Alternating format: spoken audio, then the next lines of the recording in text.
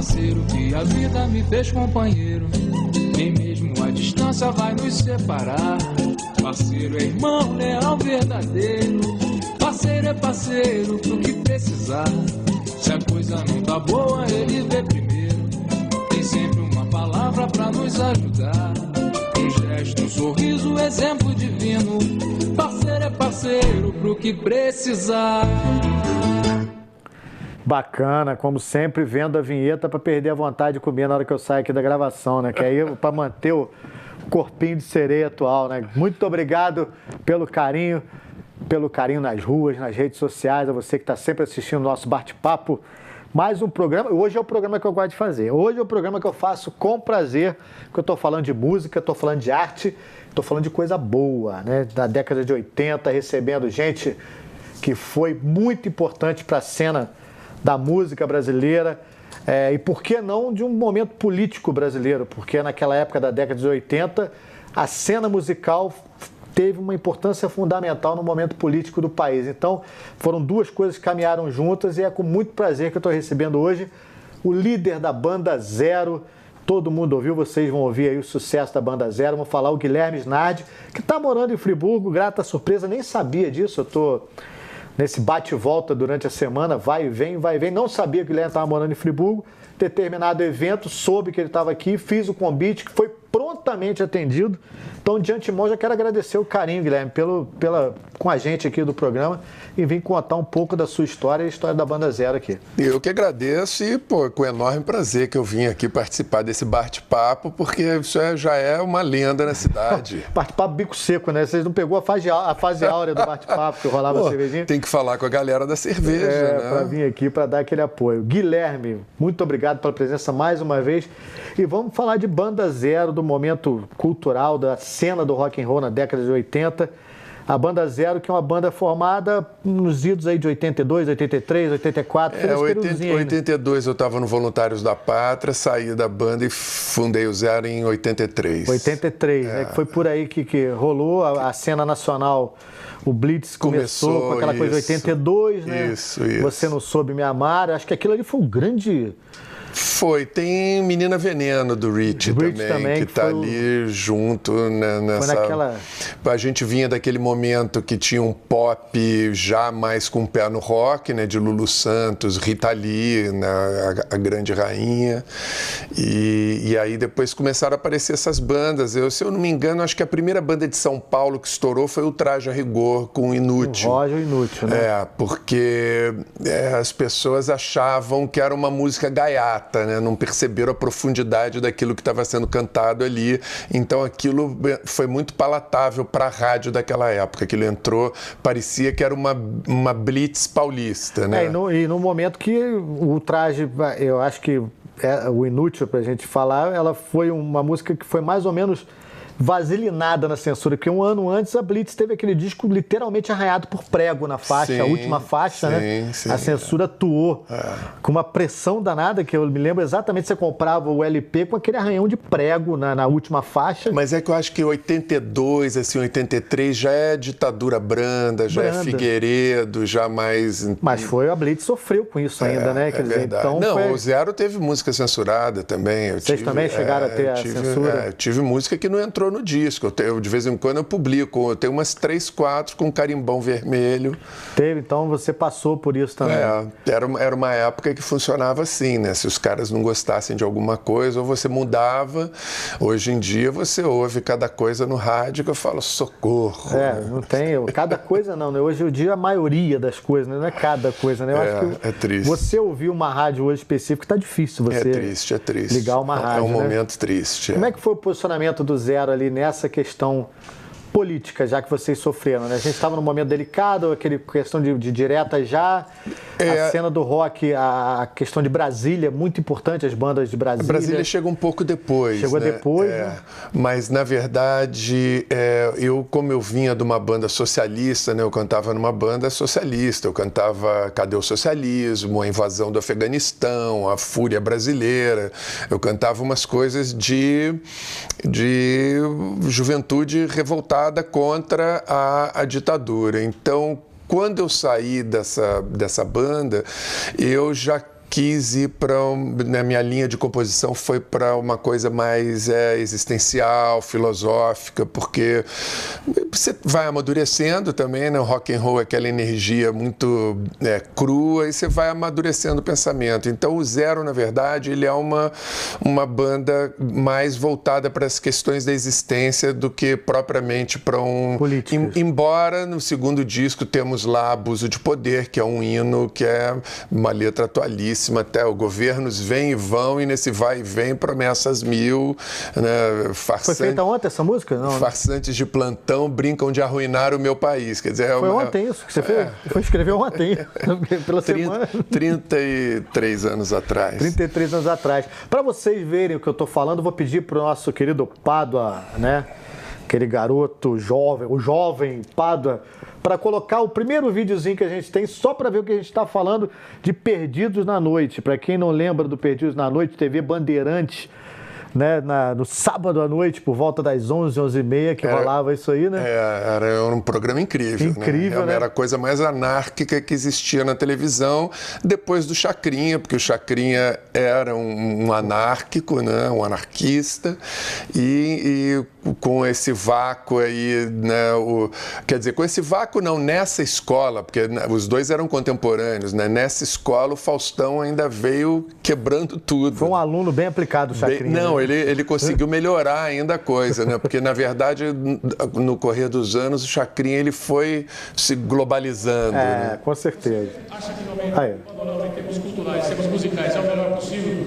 Tem bastante grupo de rock, está vendo campo para todo mundo trabalhar. Eu acho que tiraram a tampa, né? Eu acho que agora, como você deve ter visto aqui pela alta rotatividade de grupos de rock no seu programa, entendeu? Que tiraram a tampa, agora a gente está todo mundo aí berrando no rádio.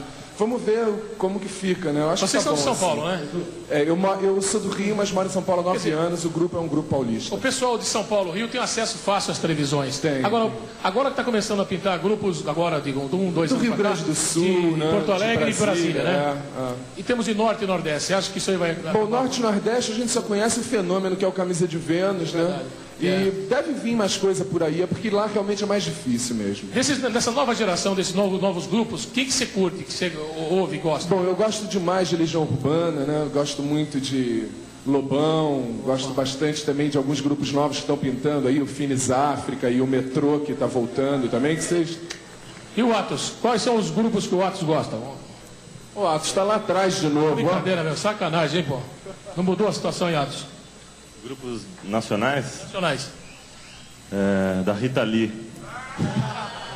Olha aí, que mais? Porque ele está gravando com a Rita, agora está puxando uma brasa para cima. Olha aí.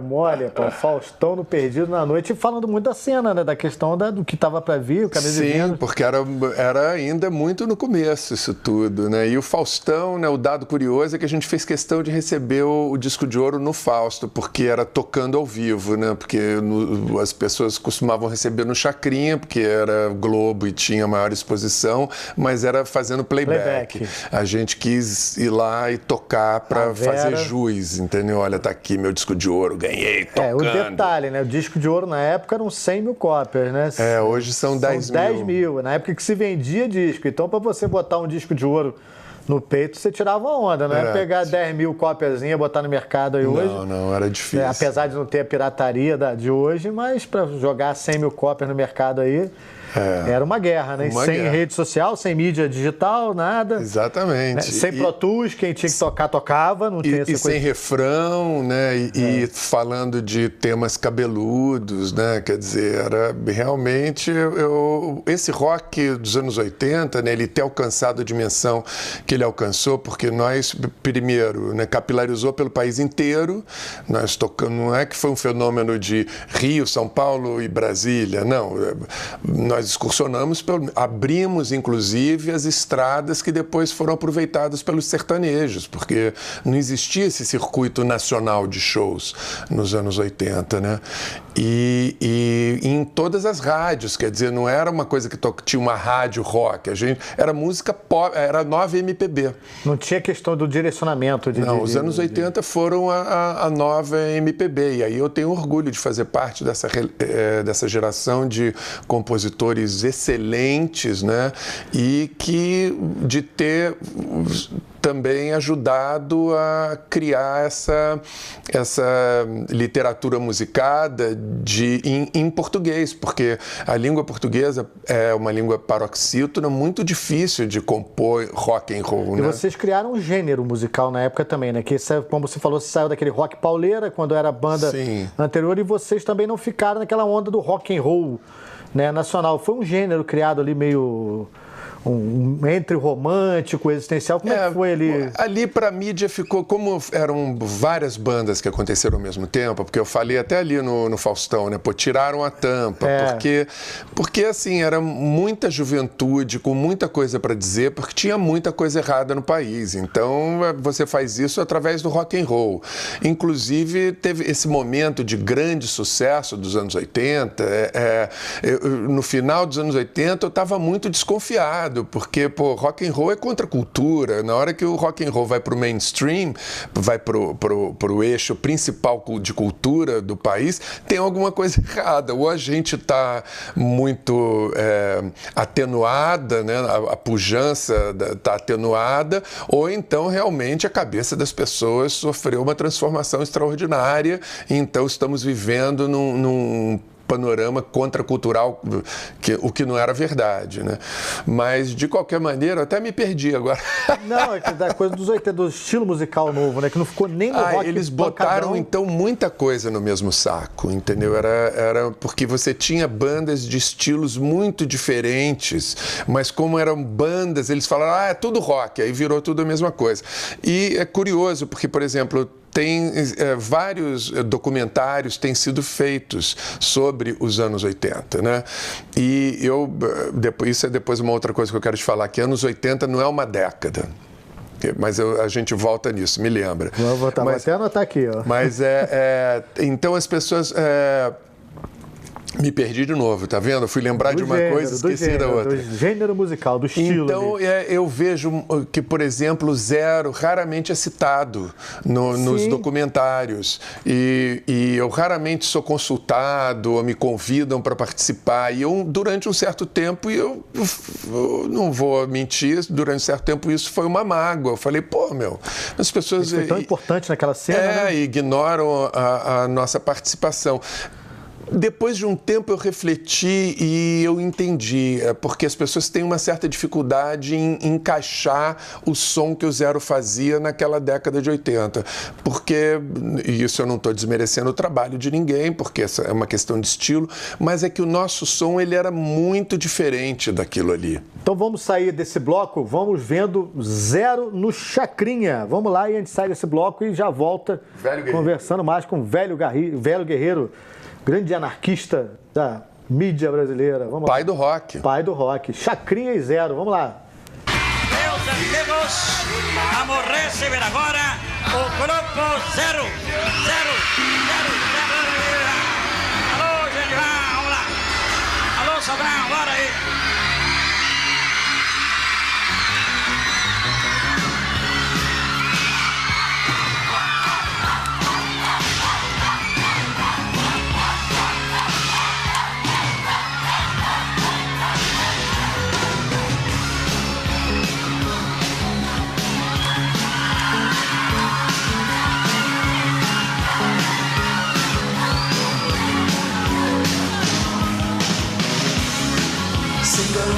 Pra seguir, nem certeza de chegar. Decide por partir, só pensa em procurar um futuro com alguém.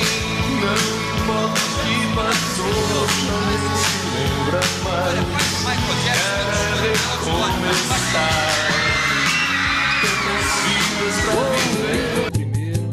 Tem sempre uma palavra pra nos ajudar. Eu vou vender, eu vou comprar, vou alugar.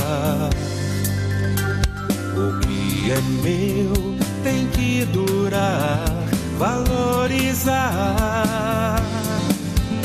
Só na Predial posso confiar, tem tradição. Predial Primos Imóveis.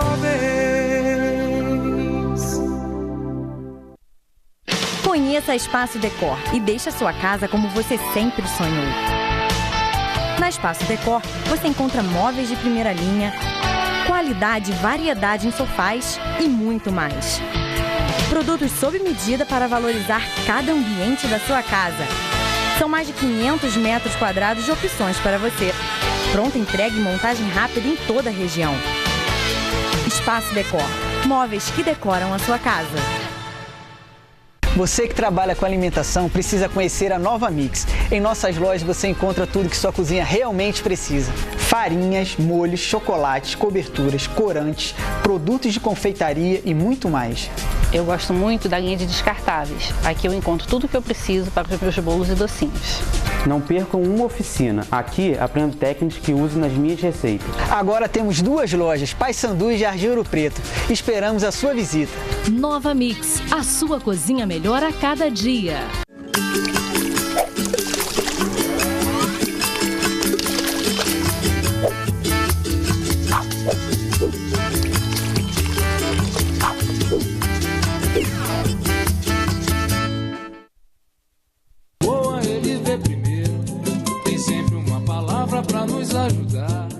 Tô aqui, ó. Posso levantar a câmera abaixo? O que eu faço? Nem você nem eu. Olha aqui, ó. Parei no vídeo. Gostou? Aproveita para botar o palpite. Tá aí, ó. Essa é a nossa camisa da De Samba. Você que gosta das nossas camisas, www.desamba.com.br. 6 ou 7 lojas no Rio de Janeiro, Shopping, Nova América Shopping, Pendotiba Shopping, Madureira Shopping, vamos lá, Norte Shopping, Nilópolis. É muita loja da De Samba, mas se você está aqui, não quer viajar, www.desamba.com.br. Essa aqui foi recorde. Essa aqui agora chegaram novas cores lá na De Samba. Essa eu gostei. Essa é boa, né? Essa é bacana. Resultado de hoje. O resultado de hoje está aqui, ó. Ela bebe, ela fuma, ela joga no bicho. Tá aqui ainda tem a frase daqui. Bacana. Gente boa, então. Gente boa, né? A gente estava falando no intervalo aqui em relação a você até pediu para te lembrar que os anos 80 praticamente não foi uma década. Mas se a gente parar para analisar, né, os anos 80, claro que foi um momento marcante da música brasileira. E se a gente parar esses momentos gravados as devidas proporções e as devidas influências, vamos dizer assim, nós tivemos aí década de 60, Bossa Nova, né, que foi um momento... Aí logo depois foi seguidinho com a questão da Jovem Guarda, que foi um momento também... Um momento, não digo que foi a década, mas foi aquele momento musical. Sim. Aí sim, os anos 80, depois da Jovem Guarda, o vácuo, ditadura, Tropicália ainda apareceu, né, contestando aquele período da ditadura. E aí sim, anos 80, uma força, uma efervescência musical louca. Aí depois dos anos 80 eu já não encaro mais como movimentos musicais, eu encaro como movimentos comerciais. Exatamente. Apesar de ser sambista, ter partido dessa década de 80, do samba de 80, que eu acho que foi realmente um movimento bacana, do samba, do pagode. Foi, muito bacana. Aí depois vieram movimentos, vamos dizer, comerciais, musicais. Você tem ali muito pouca coisa que você destaca, né? Você destaca Cássia Eller, Chico Sainz, né? A carreira solo do Paulinho Mosca. Momentos musicais. É verdade, mas aí a indústria, o que aconteceu? A indústria tomou gosto, né, por aquela vendagem dos anos 80, mas ao mesmo tempo ela tinha aí a minha teoria da conspiração. Ao mesmo tempo ela tinha compromisso com as matrizes, porque as grandes indústrias eram todas multinacionais, né? É verdade. Essa coisa de disco independente era muito, muito, muito incipiente, né? Você tinha lá Baratos Afins em São Paulo, mas você não alcançava grandes vendagens numa gravadora independente. E o que aconteceu foi que essas gravadoras... Era caro prensar o vinil. Sim, era caríssimo, exatamente. Né? Era caríssimo. É um produto caro. O custo de industrialização do vinil é caro e representava cerca de 30% do custo do produto, diferente do... Na verdade, o CD tinha que custar R$1. Sim. Porque é uma matéria plástica mais vagabunda que existe, Com entendeu? certeza. Aquela caixa que cai, tudo desse tamaninho, né? Um LP era uma coisa desse tamanho, papel cartonado, com encarte duplo. Era caríssimo. Caríssimo, enfim. Mas a indústria tinha um compromisso com as matrizes. Então, assim, era uma competição totalmente desigual, porque um disco da Madonna chegava aqui com todo pago, o custo dele todo de produção paga, da capa, isso a gente está falando de Madonna, mas antigamente a gente pode falar de David Bowie, chegava de Ahá, né? Vinha aquela... tudo isso. Vinha, e então, assim, o custo no Brasil era simplesmente o custo de industrialização, fabricar o produto e vender. Então, tudo era lucro. Já o artista nacional, não, ele tinha que pagar esses custos de estúdio, fotógrafo, divulgação, parará. Então era uma covardia. Na época o governo criou aquele música cultura, né? E aí as gravadoras podiam abater do imposto a pagar o que elas investissem em artistas nacionais. E aí, claro, como as indústrias eram donas dos próprios estúdios, elas superfaturavam, a história que a gente conhece, superfaturavam a produção dos artistas nacionais. Foi ontem também isso, né? Foi ontem também. Foi ontem também. Para bater o imposto. Então aí tinha artista, por exemplo, que era gravado e ia para a gaveta. O primeiro disco, o primeiro compacto do Zero, por exemplo, pela CBS, foi tipicamente uma manobra dessa. A gente foi gravado e foi para a gaveta. Tocou na Fluminense, entendeu?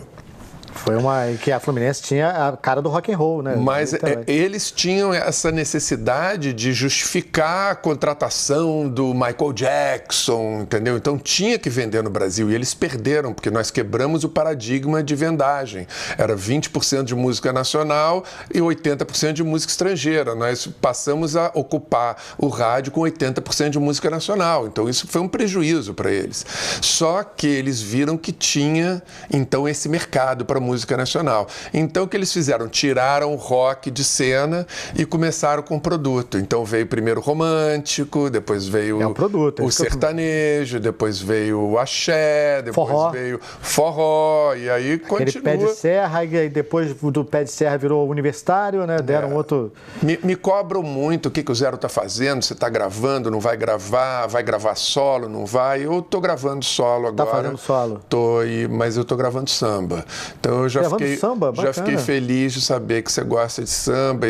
A gente tem o disco, fizemos... Eu tive uma proximidade muito grande com um grande compositor dos anos 50, 60. Eu arrisco dizer que ele era o hitmaker dos anos 50 e 60 e ninguém conhece. Quem foi? Luiz Antônio. Luiz Antônio. Foi o hitmaker dos anos 80? Quem gravava Luiz Antônio? Eu conhecia Adilson Vitor. Lata d'água na cabeça, Luiz Antônio. Eu bebo sim e vou vivendo, Luiz Antônio. Sassaricando, Luiz Antônio. Eu te canto 10, você conhece todas, e Luiz Antônio ninguém sabe quem é o cara. Ninguém sabe quem é. Fiquei muito amigo dele, já velhinho, próximo... O Zé Augusto do samba. Da morte.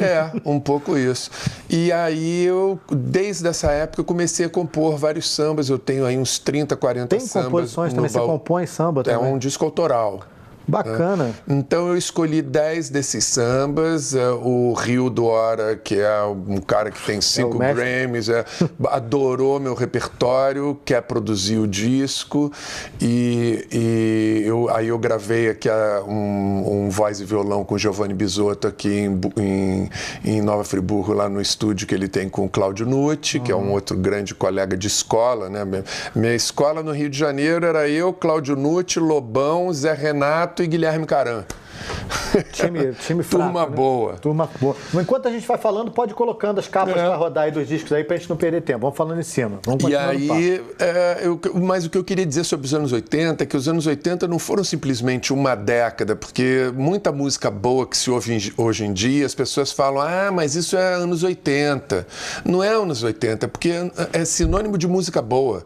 Os anos 80 virou sinônimo de música boa. Quando alguém ouve uma música boa, fala, isso aí é anos 80. E não é só a título nacional, né? Se você parar para ver o internacional também. Exatamente. Você tem Stevie Wonder estourando, tem era Billy Paul, Marvin Gaye, que apesar de vir da década de 70, daquele movimento... Section Healing, ele só foi alcançar mesmo o sucesso... Em 80, década de 80. Mundial em 80. Então, o que estava vindo ainda Tina no final Turner, Tina Turner. Né, a gente abriu a turnê da Tina Turner no Brasil, eu tive a honra, o prazer e o privilégio de tocar no Maracanã lotado, na maior plateia de um artista solo no século XX. Olha só, isso é privilégio de poucos, né? Você fazer uma turnê de Tina Turner no Maracanã. Foi incrível. Maracanã quando cabia gente, não é esse Maracanã... Arquibancada e plateia. Plateia, né? Quer dizer, um momento... Foi um momento bacana. Você diria que tenha sido o seu maior momento, assim, num show ao vivo? Foi esse? Qual o maior momento do Guilherme Snad da Banda Zero na música? Olha, assim? eu vou te dizer o seguinte, ganhar o disco de ouro, primeiro gravar o primeiro long play foi uma coisa muito importante, porque naquela época você não chorava o dia inteiro você não era ninguém. Quando eu gravei o meu primeiro CD, eu ouvi e chorava. Eu levava ele debaixo do braço, tocava na casa de todo mundo. Minha mãe, na fila do banco, cantava pro cara que estava na frente da fila. Aí eu chorava. Toda vez que eu via, minha mulher falou, você tá com problema, depressão, alguma coisa? Você ouve um negócio, aí vai estar acontecendo, você chora. Porque era muito difícil. Hoje em dia todo mundo grava. Por isso é que tem tanta porcaria. Hoje em dia todo mundo canta. Também tem isso. Todo mundo acha que canta, né? Vamos dizer assim, não é que canta. As pessoas não sabem que hoje em dia você tem autotune ao vivo. Você se corrige ao vivo. Você tem programa de correção de afinação em tempo real enquanto você está fazendo o seu show, né? Eu nunca usei isso, eu sou dessa outra geração. Eu sou também da geração que a gente tinha que chegar lá e fazia o máximo que dava para rolar uma emendazinha. Para aí, vamos daí para frente. Exatamente, isso era daí. Aquela emendinha... travessa, deu aquela semitonada, bateu na trave. Quando o produtor era bom, ainda falava, opa, parou aí, vamos voltar. Isso, né? É isso, o produtor tem que estar esperto. Se fosse aquele produtor vagabundo também passava, né? Passava em branco. Aí você chorava depois, mas era por outro motivo. Eu ouvia chorando o motivo. E o pior momento da Banda Zero, da tua carreira, vamos dizer assim? Porque quem conviveu com a fama, como nós vimos aí, Chacrinha, né? Eu quero depois fechar com 2 vídeos. Quando tiver faltando aí uns 2 minutos, eu vou pedir para a produção me avisar. Né? Mas qual foi o pior momento? Você conviveu bem com essa coisa do sair da mídia, sair de cena? Como é que é? A gente pode falar que é difícil? Sair da cena, eu tenho um orgulho muito grande, porque meus amigos, antes do sucesso e depois do sucesso, são os mesmos. E não é todo mundo que pode dizer isso, porque tem muito ali, muita alegria de mentira nessa história. Tem muito tapa nas costas. Para mim, o pior momento do Zero foi quando o Fred, o tecladista, resolveu sair da banda, porque ele... eu e ele éramos autores da maior parte das composições, junto também com o Rick, que era o baixista em algumas outras e tal, mas o grupo, agora eu sei, por exemplo, sou eu e o Fred, enfim. E a saída dele foi uma coisa que eu acho que acabou o Zero, porque aí acabou a nossa composição. Então, assim, o Zero é uma banda que terminou em 87, o Fred saiu no final de 87, a banda terminou no final de 87 e excursionamos até 92. E até 92 não fizemos, fizemos 3 músicas. Aí eu falei, gente, acabou o assunto, vamos acabar com isso. Esfriou, né? Aí eu fiz um dia, mas somos todos amigos, nos reunimos para gravar em 2000 eletroacústico, e o último que eu fiz era o Quinto Elemento, já era um disco solo de rock and roll, mas como Capital fez aquele sucesso todo, eu falei, não, vou botar Zero aqui porque é o nome meu. Guilherme, o programa, infelizmente, esse é o programa que eu queria que tivesse 2, trilogia. Vamos fazer em capítulos. Esse foi o capítulo 1, eu volto feliz da vida para conversar com você, porque você é um excelente anfitrião. Que bom, obrigado pela presença, obrigado mais uma vez pelo carinho. E aí eu quero terminar mostrando mais um pouquinho para aqueles que não conheceram, para saber o que foi o Zero.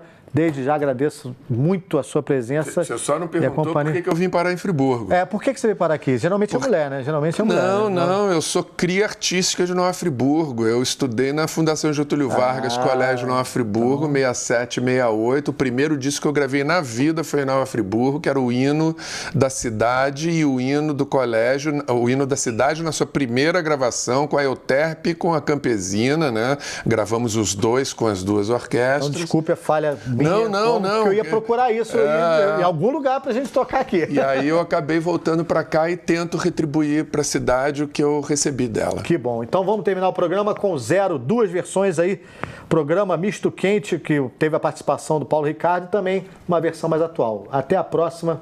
Muito obrigado.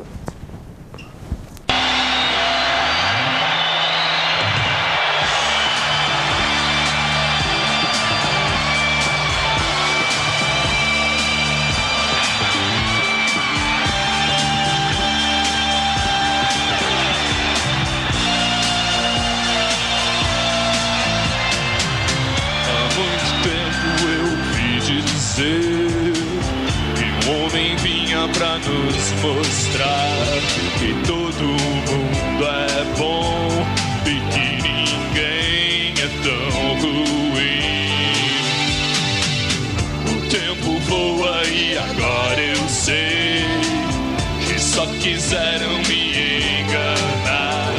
Tem gente boa que me fez sofrer.